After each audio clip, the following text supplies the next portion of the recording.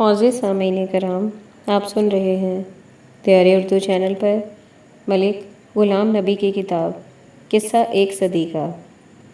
اگر آپ تیاری اردو چینل پر نیو ہیں تو چینل کو سبسکرائب کرنا نہ بھولیں اور بیل آئیکن کو لازمی پریس کیجیے تاکہ آئندہ آنے والی تمام نئی اقساط آپ کو بروقت موصول ہوتی رہیں۔ چینل کو سپورٹ کرنے کے لیے آڈیوز کو لائک، شیئر اور کمنٹ لازمی کریں۔ سب ہیڈنگ: امرتسر سے لاہور روانگی اور پھر واپسی۔ ایک رات ایک فوجی کانوائے جلندھر سے لاہور جا رہا تھا۔ میں کسی طرح امرتسر چھاؤنی پہنچ گیا۔ وہاں فوجی قافلے کے لیڈر میجر غلام علی سے میں نے درخواست کی کہ وہ مجھے بھی اپنے ساتھ لاہور لے چلیں۔ انہوں نے خندہ پیشانی سے میری درخواست کو قبول کر لیا اور اسی رات امرتسر سے لاہور چھاؤنی پہنچ گیا۔ میں نے ممدوٹ ولا پہنچ کر نواب صاحب ممدوٹ کو سارے حالات سے آگاہ کیا۔ انہوں نے ہمدردانہ غور کیا اور دوسرے ہی دن ایک میٹنگ بلائی جس میں فوج کے افسران شریک تھے، اور فیصلہ کیا گیا کہ اگلے دن 2 بجے دوپہر مال روڈ کے نہر والے پل سے ایک فوجی قافلہ بریگیڈیئر ایوب خان، بعد میں فیلڈ مارشل کی قیادت میں امرتسر کے لیے روانہ ہوگا۔ اس میں عبداللہ خالد ملک ICS جولیا زون آفیسر تھے، ساتھ ہو لیے، اور مجھے بھی یہ حکم ملا کہ میں بھی ان کے ساتھ جاؤں گا۔ وقت مقررہ پر میں بھی پہنچ گیا اور ایک جیپ میں بیٹھ گیا۔ ایوب خان کے ساتھ جو فوجی تھے وہ سارے موٹے سکھ تھے۔ راستے میں اٹاری کے مقام پر مسلمانوں کے ایک قافلے پر حملہ کیا گیا۔ جب ہماری جیپیں پہنچی تو ایوب خان کے حکم پر ہمارے فوجیوں نے ان بلوائیوں پر فائر کھول دیا، مگر اس کا رخ بلوائیوں کے سروں کے اوپر تھا تاکہ بلوائیوں کو ڈرایا جائے اور وہ بھاگنے پر مجبور ہو جائیں۔ ایسا ہی ہوا۔ مسلمانوں کا قافلہ محفوظ رہا اور اپنی منزل کی جانب چل پڑا۔ اس کے بعد ہم شریف پورہ کی ڈیوڑی کے سامنے پہنچ گئے۔ خان صاحب نے سارے حالات کا جائزہ لیا اور دوسرے دن یہ حکم دیا کہ ان آبادیوں کی باؤنڈری کی دیواروں کو مسمار کر دیا جائے۔ یہ دیواریں ریلوے لائنز کی طرف تھیں۔ شریف پورہ کے ایک طرف اگر جرنیلی سڑک گزری تھی تو دوسری طرف ریلوے کی لائنز تھیں۔ جب دیواروں کو گرایا گیا تو ایک بڑی ٹرین ان لائنوں پر لا کھڑی کر دی گئی۔ فوج کی موجودگی میں تمام لوگ جو ان آبادیوں میں موجود تھے ٹرین کے ڈبوں میں سوار کر دیے گئے اور انہیں واگا بارڈر پر پہنچا دیا گیا۔ گو اب یہ بستیاں خالی پڑی تھیں، لیکن پھر بھی قربہ جوار کے علاقوں سے لوگ چھوٹے چھوٹے قافلوں کی صورت میں ان بستیوں میں داخل ہو رہے تھے۔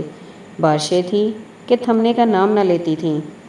امرتسر کی ایگزیکٹو کمیٹی کا ایک افسر میجر پورن سنگھ ملتانی، جس کی داڑھی وغیرہ نہیں تھی مگر ایسا انسان دوست کہ جس کی مثال مشکل سے ملے گی، پوری کوشش کر رہا تھا کہ مسلمانوں کو اندرون شہر جو ہندوؤں اور سکھوں کے محلوں کے ساتھ ساتھ رہتے تھے بحفاظت چھاؤنی پہنچا دیا جائے۔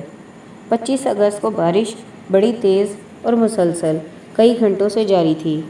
میجر صاحب مجھ سے ملے۔ میں چھاؤنی میں تھا۔ میجر صاحب بھی امرتسر کی سروس کلب کے ممبر تھے۔ مجھ سے کہنے لگے کہ ملک، اب تم یہاں کیا کرو گے؟ میرے یہ 3 سکھ جو اس جیپ میں بیٹھے ہیں تمہیں واگا چھوڑ آتے ہیں۔ میں نے میجر سے کہا کہ میرے رشتہ دار، میرے بیٹے، میری بیٹی، پھوپھی سب دروازہ مہمان سنگھ نواں محلہ میں رہتے ہیں۔ ان کا مجھے کچھ علم نہیں کہ ان کے ساتھ کیا بیتی ہے۔ اس نے کہا کہ میں تمہیں اس کا پتہ کر دیتا ہوں۔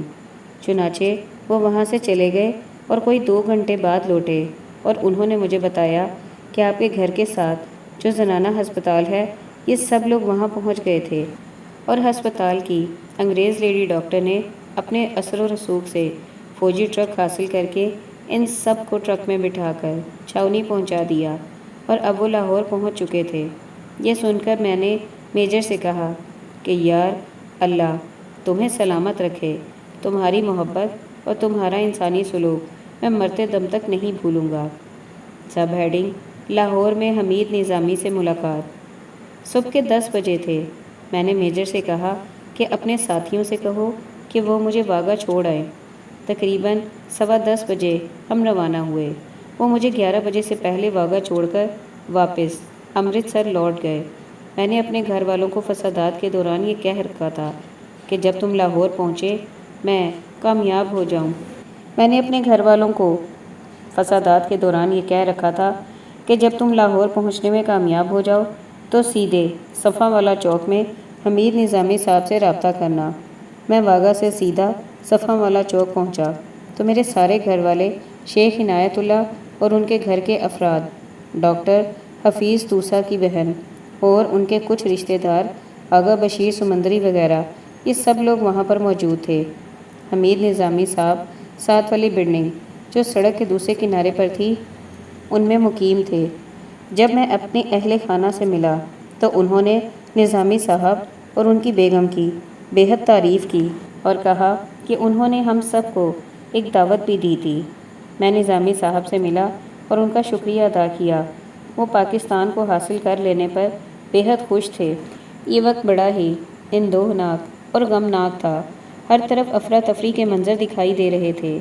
موت کی کہانیاں، ظلم و ستم کی داستانیں، بچھڑے ہؤوں کی یادیں، ماؤں بہنوں کی عصمتوں کا رونا ایک قیامت تھی جس کا مقابلہ کیا جا رہا تھا۔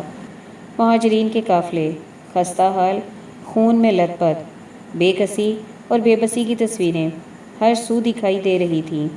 حکومت ان تمام حالات کا مردانگی سے مقابلہ کر رہی تھی۔ ایک طوفان تھا جو سنبھلنے میں نہیں آ رہا تھا، مگر قوم کا یہ جذبہ سلامت تھا۔ وہ مغموم اور پس مردہ چہروں کو لیے ہوئے آزادی کی بانسری بجا رہی تھی۔ تمام خستہ حال افراد ببانگ دہل یہ کہہ رہے تھے کہ وہ سب کچھ برداشت کر لیں گے کیونکہ انہوں نے آزادی حاصل کرنے کے لیے اپنی جان و مال کی قربانی کے وعدے کیے تھے۔ آج وہ ان وعدوں کو وفا کر رہے تھے اور اپنی کامیابی پر نازاں تھے کہ انہوں نے اپنی محبوب منزل کو حاصل کر لیا تھا۔ سب ہیڈنگ: آل پاکستان مسلم لیگ کونسل کا اجلاس 14 دسمبر 1947۔ پاکستان میں پہلی آل پاکستان مسلم لیگ کونسل کا اجلاس 14 دسمبر 1947 کو قائد اعظم کی پہلی اور آخری صدارت میں خالق دینا ہال، کراچی میں منعقد ہوا۔ اس تاریخی اجلاس میں جس بجھے ہوئے دل کے ساتھ قائد اعظم نے جو بڑے ہی مزاحمل، لاغر اور ہڈیوں کا ڈھانچہ دکھائی دے رہے تھے، ہندو انڈیا کی بدعہدی کی ایسی گھٹیا، دل شکن اور اخلاق سے گری ہوئی مثالیں پیش کیں جو سامعین کے لیے ناقابل برداشت تھیں۔ انہوں نے ایک میز کی طرف اس طرح اشارہ کیا جیسے کسی خاص چیز کی طرف توجہ دلا رہے تھے اور یوں فرمایا: "If I ask for the Remington machine, they refuse to part with it." ریمنگٹن ایک کمپنی کا نام تھا جو ٹائپ رائٹر بنایا کرتی تھی۔ قائد یہ کہہ رہے تھے کہ ہندوستان کے کرتا دھرتا ایسی شرمناک حرکتیں کر رہے ہیں کہ اگر میں اپنے حصے کی ٹائپ مشین کا مطالبہ کرتا ہوں تو وہ اس معمولی سی چیز کو بھی دینے سے انکار کر رہے ہیں۔ ہندوؤں نے ریزرو بینک میں ہمارے حصے کی رقم روک رکھی ہے۔ یہ تھا وہ بے سر و سامانی کا عالم جس میں ملک کا خالق اپنے تدبر و فراست اور عوام کے اصرار و یکجہتی سے اسے دنیا کی عظیم مملکت بنانا چاہتا ہے۔ اسی اجلاس میں ایک ہلکی پھلکی داڑھی والے حضرت، جن کے نام کے ساتھ شاید بہاری بھی لگا ہوا تھا، اٹھے اور انہوں نے قائد اعظم سے استفسار کیا کہ Quaid Azam, "We have been telling the people." Pakistan کا مطلب کیا؟ لا الہ الا اللہ۔ قائد اعظم، ہم نے لوگوں سے یہ کہا تھا کہ پاکستان کا مطلب کیا؟ لا الہ الا اللہ۔ اس پر قائد اعظم نے فرمایا: "Sit down, sit down. Neither I, Working Committee, nor the Council of the All India Muslim League has ever passed such a resolution wherein I was committed to the people of Pakistan." Pakistan کا مطلب کیا؟ لا الہ الا اللہ۔ You might have been so to catch a few votes. تشریف رکھیے، نہ تو میں نے اور نہ ہی ورکنگ کمیٹی یا آل انڈیا مسلم لیگ کونسل نے ایسی کوئی قرارداد پاس کی ہے جس میں پاکستان کا مطلب کیا؟ لا الہ الا اللہ کو اپنایا گیا ہو۔ ہاں، البتہ آپ نے چند ووٹ حاصل کرنے کے لیے ایسا نعرہ لگایا ہوگا۔ سب ہیڈنگ: قائد اعظم کی شخصیت۔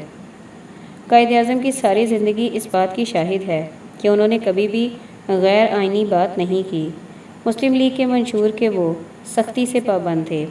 بڑے سے بڑے اور چھوٹے سے چھوٹے مسئلے کو بھی وہ مسلم لیگ کی صوابدید پر چھوڑ دیتے تھے، عین اس وقت بھی جبکہ مسلمان قوم کی موت اور زندگی کا فیصلہ ہونے والا تھا۔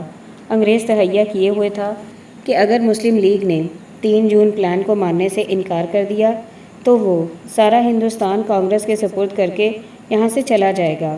ایسا اشارہ قائد اعظم نے اپنی تقریر میں کیا تھا جو انہوں نے 9 جون کو مسلم لیگ کی کونسل کی میٹنگ میں کی تھی۔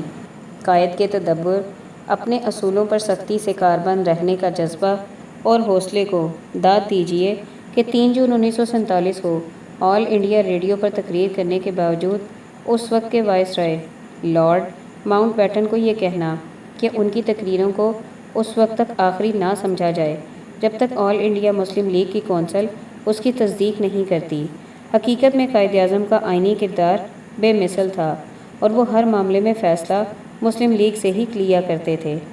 اس سلسلے میں ہر دور کے حکمرانوں کی توجہ کے لیے میں یہ کہہ دینا ضروری بھی سمجھتا ہوں کہ وہ اپنے اپنے دور میں جس طرح کا نظام بھی لانا چاہیں، عوام کی مرضی سے، سیاسی جماعتوں کے تعاون سے یا ان کے تعاون کے بغیر ڈنڈے کے زور سے، غرض یہ کہ اس کی شکل و صورت کیسی بھی کیوں نہ ہو، وہ ایسا کرنے کے مجاز ہوں گے۔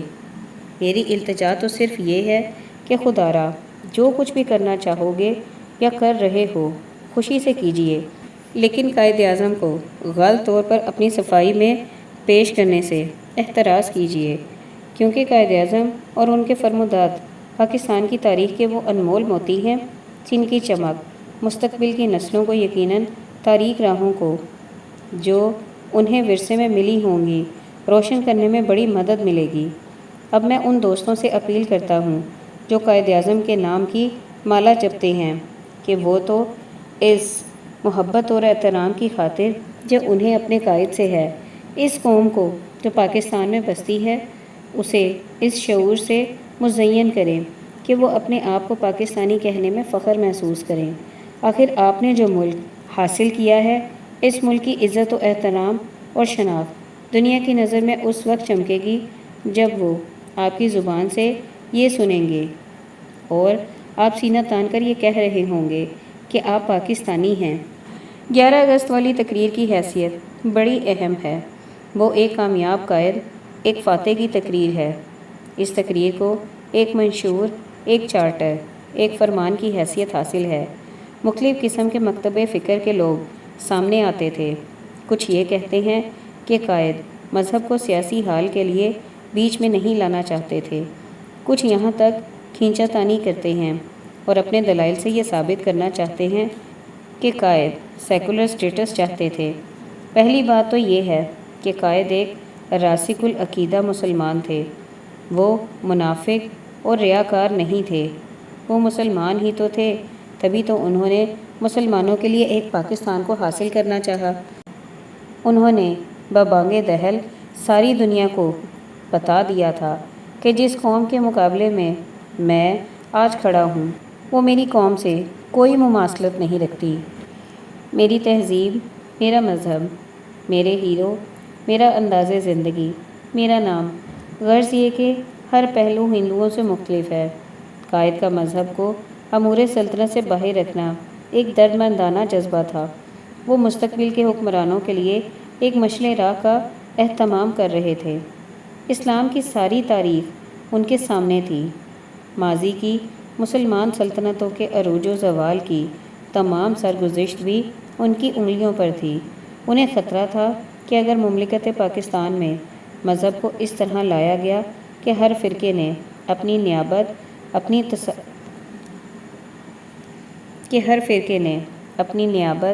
اپنا تصور، اپنی مذہبی سوچوں پر مبنی حکومت بنانا چاہی تو یہ خون ریزی کو دعوت دینے کے مترادف ہوگا۔ وہ مذہب کے ان اصولوں کو جو مساوات، نظم و نسق، عدل و انصاف، گویا کہ تمام وہ حقوق جس کے ایک مملکت کے عوام حقدار ہوتے ہیں، بغیر بندر بانٹ کے انہیں میسر آ جائیں۔ قائد اعظم اسلام کے انہی اصولوں کے حق میں تھے۔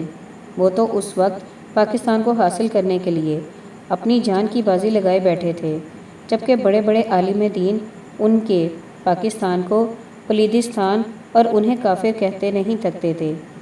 ان کی ذات پر رقیق حملے، ان کے مسجد میں نہ جانے پر تضحیک آمیز رویہ اختیار کرتے تھے۔ کیا میں پوچھ سکتا ہوں کہ اگر وہ مسلمانوں کے لیے اسلام کی خاطر اس کی عظمت کو حاصل کرنے کے لیے جنگ نہیں لڑ رہے تھے تو کیا وہ ہندوؤں اور انگریزوں کو خوش کرنے کے لیے سب کچھ کر رہے تھے؟ ایسا ہرگز نہیں تھا۔ دوسری بات، پاکستان کا مطلب کیا؟ لا الہ الا اللہ۔ یقیناً یہ نعرہ سننے میں آتا تھا۔ چلیے اگر اسے مان لیا جائے تو اس کا یہ مطلب لیا جائے گا کہ پاکستان اسلام کے نام پر بنایا جا رہا ہے۔ حقیقت یہ ہے کہ پاکستان اسلام کے لیے بنایا جا رہا تھا۔ سیدھی سی بات ہے، ہم سب مسلمان، قائد مسلمان، بننے والے پاکستان میں اکثریت مسلمانوں کی، تو اس رٹ لگانے کا کیا فائدہ؟ بات تو عمل کرنے کی ہے۔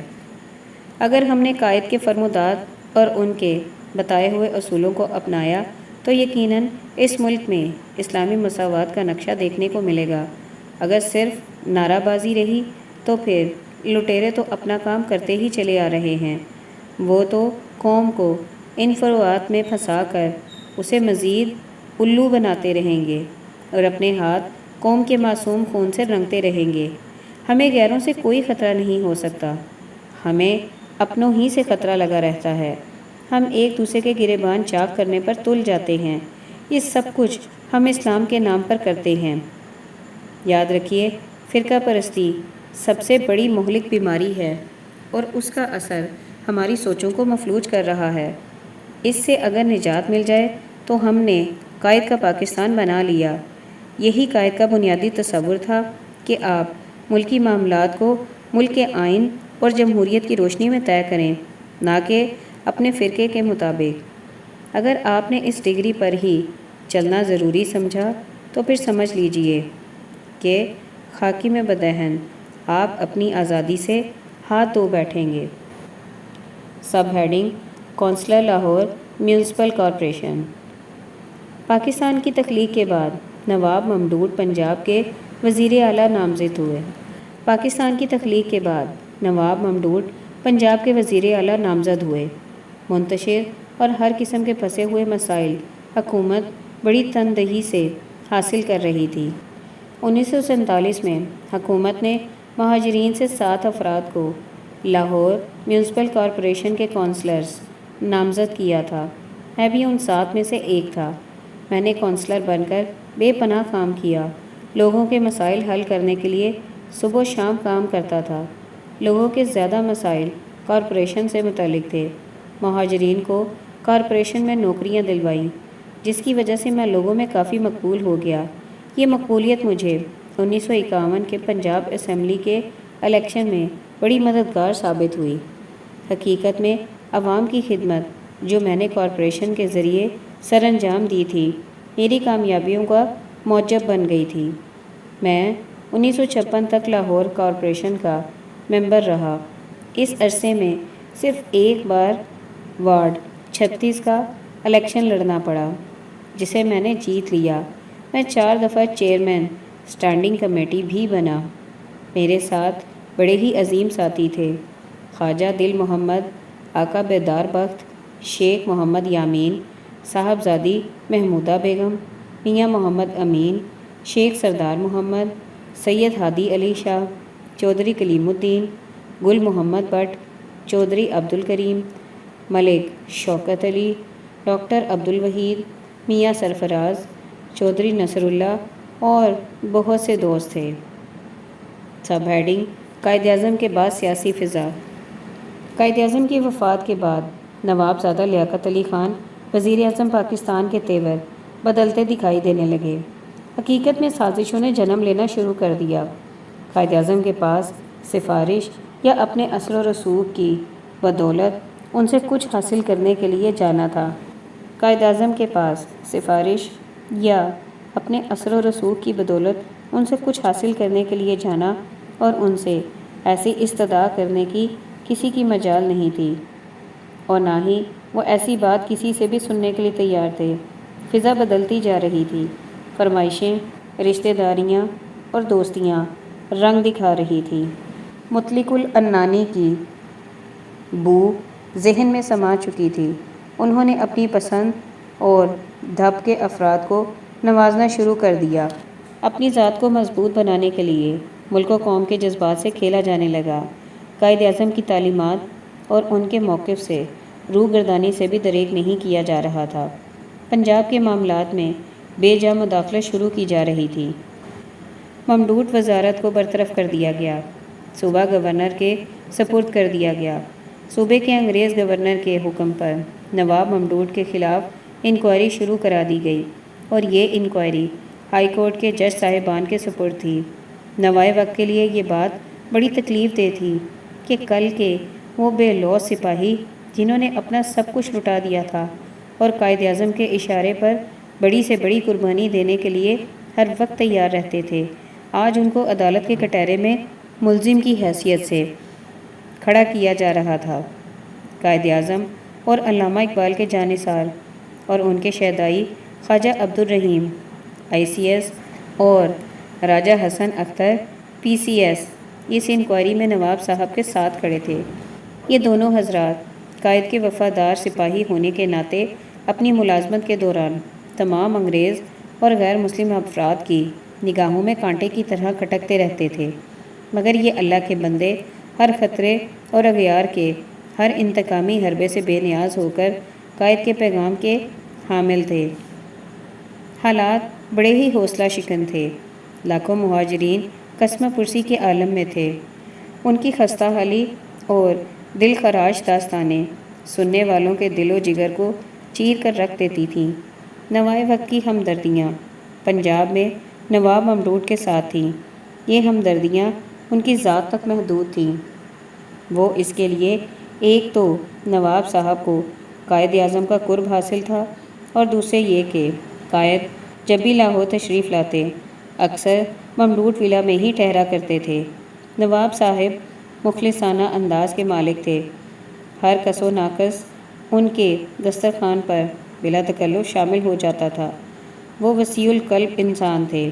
کم گو ہونے کی وجہ سے انہوں نے کئی محاذوں پر اپنے ہی ساتھیوں سے جن پر وہ تکیہ کیے ہوئے تھے مار کھائی اور ان کی سازشوں کا شکار ہوئے۔ حمید نظامی نے ایسے مسائل اور مطالبات کا ساتھ دینا شروع کر دیا تھا جس سے حکمران ٹولہ کی پیشانیوں پر شکنیں پڑنا شروع ہو گئی تھیں۔ پنجاب کی صوبائی مسلم لیگ نے گورنر موڈی کی طرف برطرفی کا مطالبہ کر رکھا تھا۔ میاں عبدالباری صوبہ پنجاب کی مسلم لیگ کے صدر تھے اور وہ اس مہم میں پیش تھے۔ میاں صاحب نے ایک سربراہ کی حیثیت سے مشیروں کی حکومت بنا لی، جس میں ملک محمد انور ایڈوکیٹ، شیخ صادق حسن بیرسٹر، سردار محمد خان لغاری، احمد شاہ صاحب شامل تھے۔ نواب ممدوح، شیخ خورشید احمد اور بہت سے نوجوان سیسہ پلائی ہوئی دیوار کی طرح میاں صاحب کے ساتھ کھڑے تھے۔ یہ میاں صاحب کی اعلیٰ ظرفی تھی کہ وہ ہر ایک کو عزت کی نگاہ سے دیکھتے تھے۔ مسلم لیگ پنجاب کی ورکنگ کمیٹی نے راولپنڈی میں وزیر اعظم سے ایک طویل ملاقات میں اس مسئلے پر اپنے دلائل پیش کیے تھے۔ میاں صاحب نے مجھے بولنے کا پورا موقع دیا۔ ہمارے دلائل سننے کے بعد وزیر اعظم کو بادل نخواستہ ہمارا مطالبہ تسلیم کرنا پڑا۔ اس سلسلے میں نوائے وقت نے بے مثال جرأت کا مظاہرہ کیا تھا اور صوبہ پنجاب مسلم لیگ کے موقف کی بھرپور تائید اور حمایت میں کوئی کسر نہ اٹھا رکھی تھی۔ وزیر اعظم نواب زادہ لیاقت علی خان اس تحریک کے سخت خلاف تھے اور وہ ہر اس آواز کو جو صوبہ مسلم لیگ کی حمایت میں اٹھ رہی تھی سختی سے دبانے کے حق میں تھے، لیکن یہ تحریک اس قدر زور پکڑ گئی تھی کہ گورنر موڈی کو بالآخر جانا پڑا۔ اس کے رد عمل میں وزیر اعظم ان تمام عناصر کے خلاف ہو چکے تھے۔ Sub heading university ground Lahore میں جلسہ۔ یونیورسٹی گراؤنڈ لاہور میں ایک بہت بڑے جلسے کا اہتمام کیا گیا جس میں وزیر اعظم کو خطاب کرنا تھا۔ سردار عبدالرب نشتر گورنر پنجاب بن چکے تھے۔ اس سلسلے میں میرے فرائض اسٹیٹ سیکرٹری کے تھے۔ میں صبح پنجاب مسلم لیگ کا جوائنٹ سیکرٹری تھا۔ جلسہ اس وقت نعروں سے گونج اٹھا جب وزیر اعظم جلسہ گاہ میں تشریف لائے۔ جلسہ شروع ہوا اور میاں عبدالباری تقریر کرنے کی غرض سے کھڑے ہوئے۔ ابھی وہ چند جملے ہی ادا کر پائے تھے کہ ایک ایسا شور اٹھا جس نے جلسے کے نظم و ضبط کو برباد کر کے رکھ دیا، اور تمام حاضرین یہ کہتے سنائی دے رہے تھے کہ ہم میاں عبدالباری کو نہیں سنیں گے۔ یہ ایک گہری سازش تھی جو میاں عبدالباری کی صدارت اور ان کے حمایتی گروپ کے خلاف کی گئی تھی۔ اسی شور کے درمیان وزیر اعظم خود تقریر کے لیے کھڑے ہوئے اور سب سے پہلے جو جملے ان کے منہ سے نکلے وہ تھے، میں آپ لوگوں کے جذبات کی قدر کرتا ہوں۔ میرا خیال ہے کہ یہی الفاظ آگے چل کر مسلم لیگ کے لیے مصیبت کا باعث بنے۔ وزیر اعظم کا یہ انداز تقریر نہایت ہی غیر دانشمندانہ تھا۔ میاں عبدالباری کی تقریر کے دوران جب شور پیدا ہوا تھا، اگر اس وقت ان کا انداز یہ ہوتا کہ میں حاضرین جلسہ پر ایک بات واضح کر دینا چاہتا ہوں کہ میں اس وقت تک تقریر نہیں کروں گا جب تک آپ صدر صوبہ مسلم لیگ کے خیالات کو نہیں سن پاتے، تو یقیناً ساری فضا مسلم لیگ کے حق میں ہوتی اور وہ صورتحال جو آگے چل کر مسلم لیگ کو لے ڈوبی شاید اس سے نجات مل جاتی۔ خیر، جلسہ ختم ہوا۔ میاں عبدالباری اور ہم کچھ دوست ان کے ہمراہ جلسہ گاہ سے باہر نکلے اور ان کی معیت میں ان کی کوٹھی پر پہنچے۔ میاں صاحب بہت ہی دل شکستہ تھے۔ کہنے لگے، بادیہ، یہ ان کا طرز کلام تھا، یہ سب کچھ کیا تھا؟ میں نے عرض کیا، میاں صاحب، آپ کی ساری زندگی اسی دشت کی سیاہی میں گزری ہے اور آپ کے خادم بھی برسوں سے اسی کوچے کی خاک چھان رہے ہیں۔ صرف وقت کا انتظار ہے، سب کچھ سامنے آ جائے گا۔ کچھ ہی عرصے بعد اسی یونیورسٹی گراؤنڈ میں ایک بہت بڑے جلسے سے خطاب کرنے کی غرض سے نواب زادہ لیاقت علی خان کو لاہور آنا پڑا، کیونکہ وہ امریکہ جانے سے پہلے اس تقریر کو ضروری سمجھتے تھے اور نوائے وقت کے کچھ اداریوں کے جواب دینا چاہتے تھے۔ جلسہ گاہ میں ہر طرف انسانوں کے سر ہی سر نظر آ رہے تھے۔ جلسہ شروع ہوا۔ ہم کچھ دوست باہر سڑک پر کھڑے سننے والوں کے درمیان موجود تھے۔ یوں ہی وزیر اعظم تقریر کے لیے کھڑے ہوئے اور ابھی ان کے منہ سے چند جملے نکلنے ہی پائے تھے کہ ساری مخلوق خدا کھڑی ہو کر ناچنے لگی اور ہم نہیں سنیں گے کے نعرے لگ رہے تھے۔ اس سارے ڈرامے کے پس منظر میں بہت سے عوامل کار فرما تھے۔